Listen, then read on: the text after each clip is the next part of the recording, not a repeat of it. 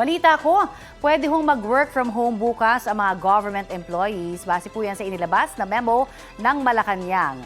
Ang klase naman sa mga public school po pwedeng asynchronous muna tayo doon ha. Sabi po ng palasyo pagbibigay daan ito sa mga empleyado ng gobyerno na maayos na magunita ang All Saints Day sa November 1. Nasa desisyon naman daw ng mga private school at company kung magpapatupad din ng kaparehong work at school arrangement. Paalala lamang po mga kabalita, hindi po holiday bukas ha, October 31.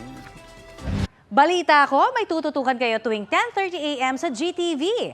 Alamin ang mahahalagang balita at impormasyong dapat niyong malaman sa Balita Ko tuwing Lunes hanggang Biyernes. Mag-subscribe din sa GMA Integrated News sa YouTube.